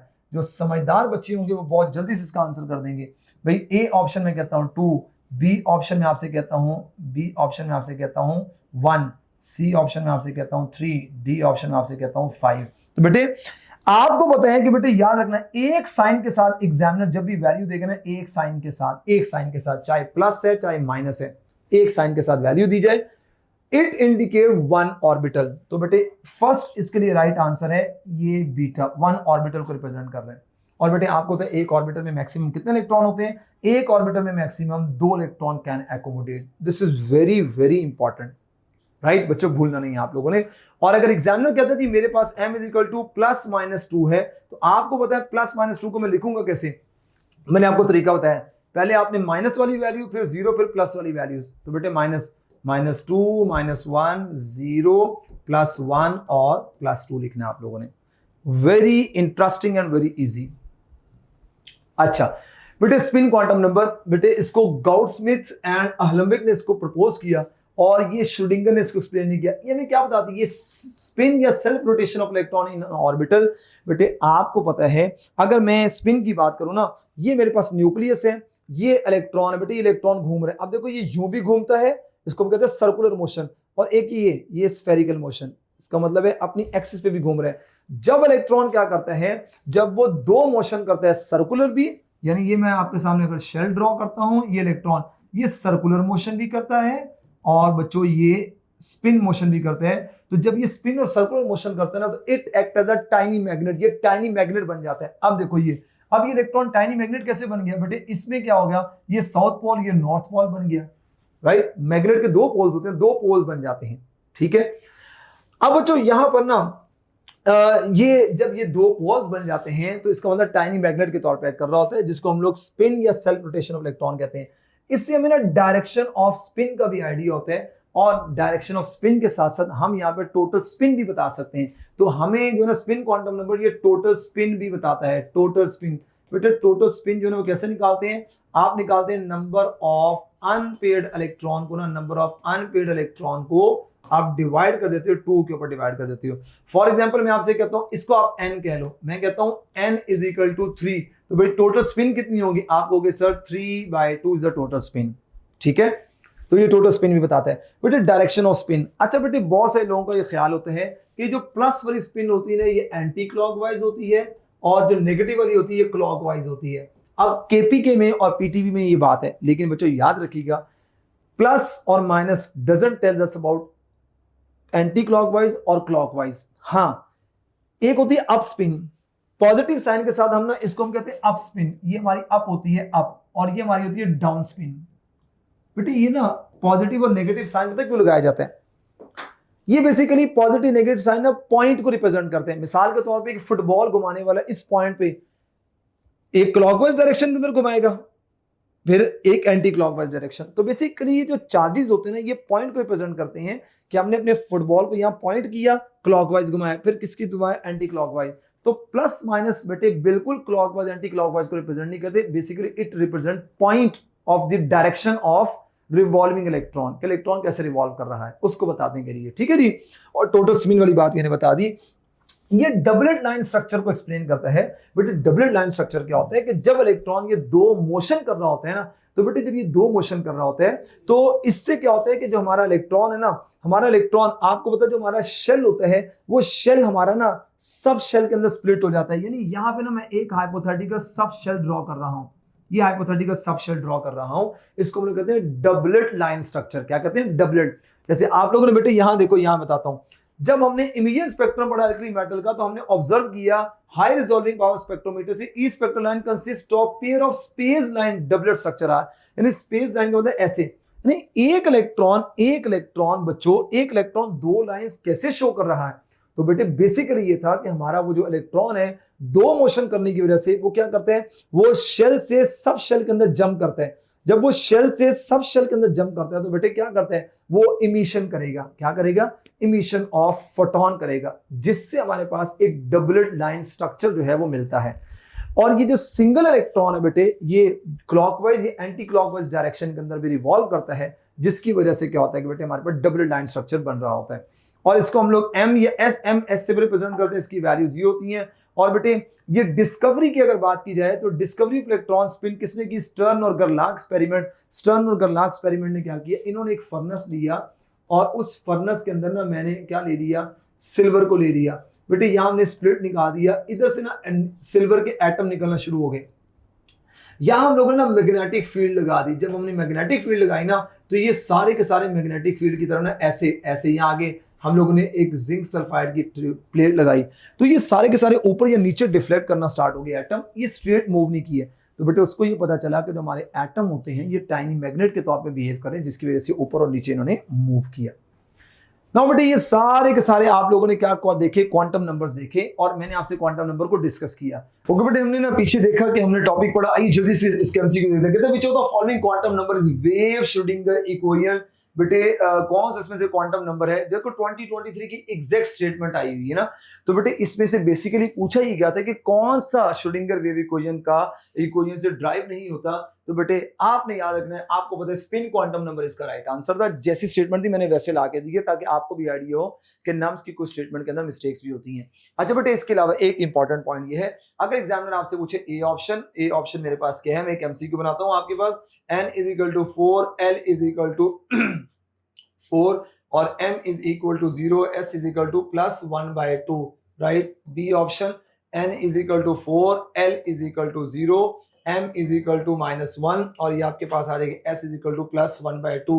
सी ऑप्शन आपके पास आ जाएगा n is equal to 4, l is equal to 0, m is equal to 0 और s is equal to plus 1/2 plus 1/2 plus 1/2 और D option n is equal to 4, l is equal to 1 and m is equal to -2, s is equal to plus 1/2। अगर examiner पूछे मुझे जल्दी से बताओ इसमें correct quantum number कौन सा है, तो आप फौरन से इसको आंसर कर सकते हैं। बेटे इस टाइप के सवाल को सॉल्व करने के लिए एक बेहतरीन सा शॉर्टकट आपको मैंने लेक्चर में बताया हुआ, पहले भी पता आपको, याद रखिएगा n is always greater than l and l equal और ग्रेटर देन m हो सकता है, इक्वल भी हो सकते हैं। कब? when l is equal to 0 m is always 0। आइए देखते हैं बेटे n is equal to 4 l is equal to 4। No बेटे ये तो पहला ही क्वांटम नंबर गलत हो गया। n is equal to 4 बेटे if l is equal to 0 m minus 1 नहीं, m is always equal to 0, दूसरा भी गलत हो गया।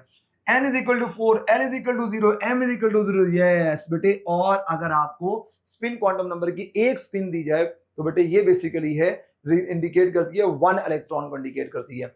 n is equal to 4 l is equal to 1 बेटे ये देखो आपके पास m की वैल्यू 2 आ गई है जो कि हमारे l से बड़ी हो गई है, ये पॉसिबल नहीं है। This is also a incorrect quantum number, right बेटे। इलेक्ट्रॉनिक कॉन्फ़िगरेशन, बेटे इलेक्ट्रॉनिक कॉन्फ़िगरेशन में ना हमारे पास रूल्स होते हैं कि हम इनको कैसे करते हैं। बेटे यहाँ पे अरेंजमेंट ऑफ इलेक्ट्रॉन होते हैं, और वो अरेंजमेंट ऑफ इलेक्ट्रॉन कहाँ पे होते हैं? वो ऑर्बिटल्स के अंदर होते हैं, वो सब शेल के अंदर, वो ऑर्बिटल्स के अंदर। अगर आप ऑर्बिटल्स शेल में कर रहे हो तो 2n² फार्मूला, सब शेल में कर रहे हो तो ये फार्मूला। और बेटे आपको पता orbital can accommodate only 2 electrons, ठीक है जी।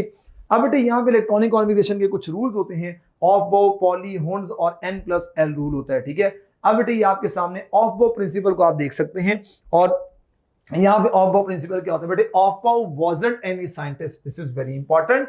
ये एक जर्मन वर्ड है जिसका मतलब होता है बिल्डअप होता, ठीक है। और बेटे ये फिलिंग ऑफ इलेक्ट्रॉन है, कैसे? आपको पता है कि इलेक्ट्रॉन इस तरीके से फिल होते हैं कि वो पहले लो एनर्जी में, बाद में वो क्या करना शुरू कर देते हैं, वो हाई एनर्जी के अंदर जाना स्टार्ट कर देते हैं, ठीक है। This is called as the aufbau principle, ठीक है। तो mean subshell of lower energy are filled first. देखो पहले ये, फिर 2s, फिर 2p, आपको मेरे ख्याल ये पैटर्न सारा नजर आ रहा होगा। और यहां पर बेटे देखो हमारे पास ऑफ बो प्रिंसिपल, ये सारे के सारे कौन, जिनकी l की वैल्यू 0, ये सारे के सारे वो। और बेटे यहाँ पे यानी सबसे कम एनर्जी 1s की है, फिर उसके बाद बेटे इलेक्ट्रॉन किसके अंदर जाएगा? 2s के अंदर जाएगा, यूं एनर्जी बढ़ती जा रही है। फिर बेटे देखो अब आपने ना ऊपर से स्टार्ट करना है, देखो फिर ये 2p, और बेटे 2p से ज्यादा एनर्जी किसकी है? 3s की। या आपका n+l भी ऐसे अरेंज हो जाएगा, ठीक है। उसके बाद अब जब 3s पे आ गए, फिर पीछे आ जाओ आप लोगों ने, यहाँ यानी ऊपर से नीचे की तरफ आना है। फिर देखो बेटे अब आपके पास 3p, यस, फिर आपके पास कौन होगा? 4s, फिर आ जाओ बेटे आप लोग, फिर आपके पास आ जाएगा 3d, 4p। तो इस तरीके से बेटे आपके पास ये सारे के सारा एनर्जी लेवल ऑफ बो प्रिंसिपल के अकॉर्डिंग अरेंज हो जाएगा। और अगर आप इसको फॉलो नहीं करना तो बेटे आपको मैंने लेक्चर के अंदर एक बात बताई थी, आप 3 रोज को ड्रॉ कर लो, और उसमें कैसे करना था आप लोगों ने? फर्स्ट रो, एक वर्ड को 2 दफा रिपीट करना है, school school, public school, public school, ठीक है। Divisional public school, divisional public school, ये वाला सारा स्केच ऐसे बन जाएगा जो मैं आपको वो बता रहा हूं। Federal divisional public school, federal divisional public school. अब बेटे एस को नंबर देना है 1, पी को नंबर देना है 2, पहले डी को 3 और एफ को 4। अब इनके ऑनवर्ड आगे नंबर लिख लो। देखो 1, पहले एस को कंप्लीट कर लो, 2s, 3s, 4s, 5, 6, 7 and this one is 8। अब बेटे आप लोग ना पी को कंप्लीट करो, 2p, 3p, 4p, 5p, 6p और 7p। अब बेटे डी को 3d, 4d, 5d और 6d, 4f और ये आ जाएगा 5f, ठीक है। ये सारे का सारा किसके अकॉर्डिंग हो गया? n+l रूल के अकॉर्डिंग हो गया। और बेटे आप लोगों ने n+l रूल पढ़ा था ना कि n+l rule, energy is directly proportional n+l rule. अगर आपसे पूछे सबसे ज्यादा एनर्जी किसकी है तो बेटे 8s की एनर्जी सबसे ज्यादा होगी, राइट। ये एनर्जी के अकॉर्डिंग लिख दी है। और अगर बेटे क्या हो, अगर if 2 orbitals have same n+l value, मैं लिख देता हूं, if 2 orbitals की क्या है, if 2 orbitals have same n+l, then क्या होगा? Energy is directly proportional to n। क्या मतलब है इसका? मैं आपको करके दिखाता हूं। जैसे बेटे आपके पास ना 3p है और जैसे आपके पास है 4s है, तो 3 देखो 3n आ जाएगा हमारा, और l p के लिए l की वैल्यू होती है 1।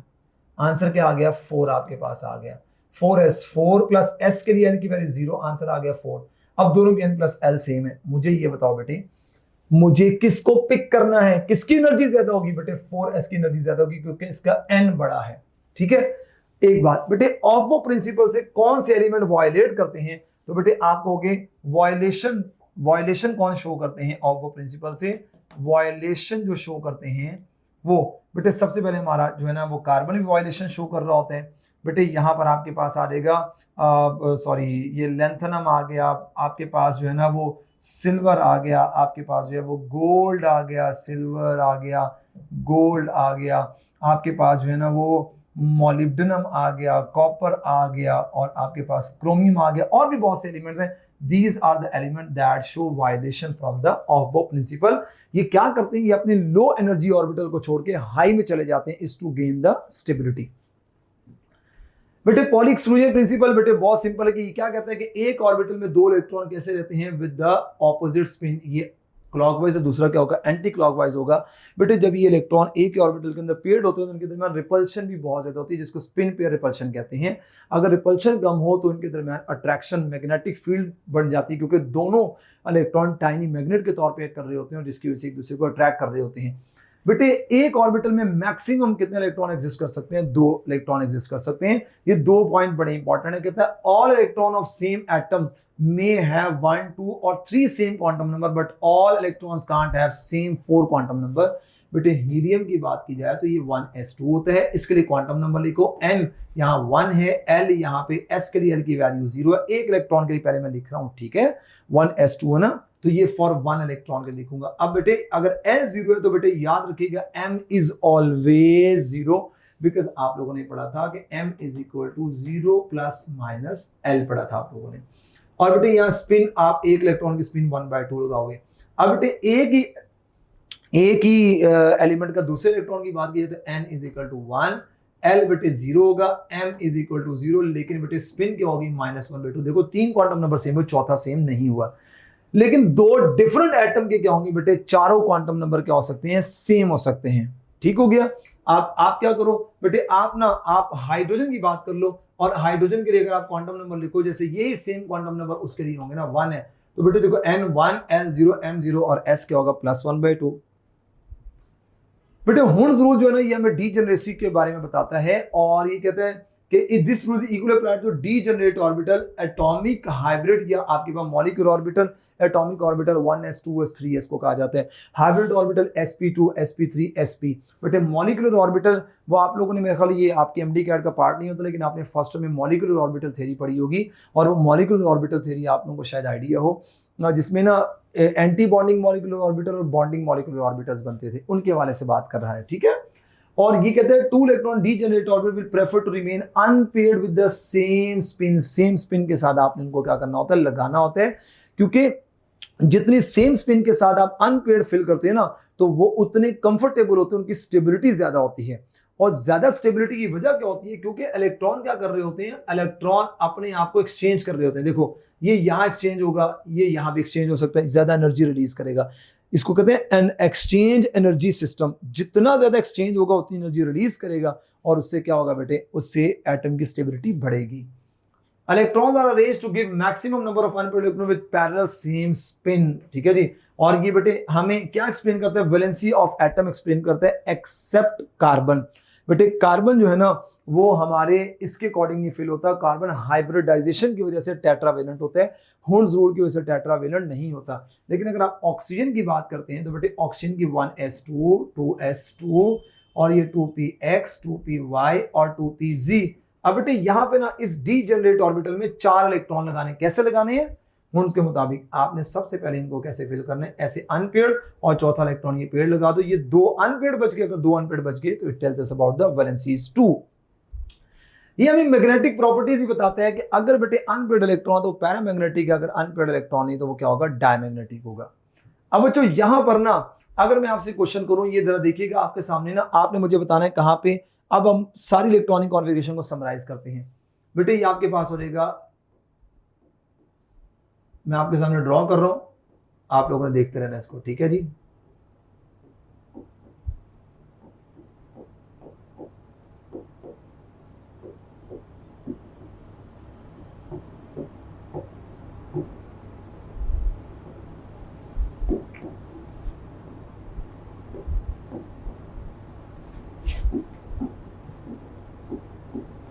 चलिए बेटे यहाँ देखते हैं कि कौन कौन सा रूल वायलेट हो रहा है। ठीक है, वायलेशन हमने देखनी है, यहाँ लिख देते हैं वायलेशन।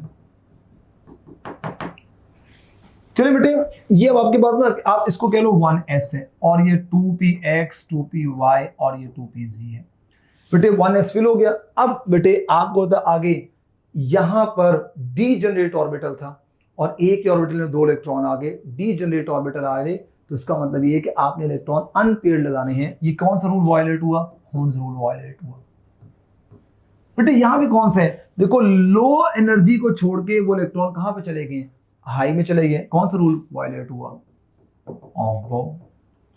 बेटे देखो दोनों को सेम स्पिन से लगा दिया, पहला रूल कौन सा वायलेट हो गया? सेम स्पिन के साथ लगाने की वजह से रूल वायलेट हो गया, दैट इज पॉलीज एक्सक्लूजन। ठीक है बेटे यहां पे क्या हुआ? देखो आपको पता है पेड कर दिया, जब भी डी जनरेट ऑर्बिटल आएंगे तो हम लोगों ने अनपेड करने होते हैं, और यहां कौन सा रूल वायलेट हुआ? होन्स रूल वायलेट हुआ। और बेटे electronic orbital degenerate is explained bye, बेटे डीजेनरेट ऑर्बिटल में कौन एक्सप्लेन करता है? होन्स रूल। एंड बच्चों दिस इज ऑल अबाउट हमारा, हम लोगों ने बहुत डिटेल के साथ चीज़ों को डिस्कस किया, और ये सारे का सारा एटॉमिक स्ट्रक्चर से रिलेटेड ये सारे के सारा आपका काम हुआ कंप्लीट। और बेटे घर बैठ के अच्छे से इसको प्रिपेयर करना है, अच्छी सी प्रिपरेशन करनी है और इससे मज़ीद फ़ायदा उठाना है।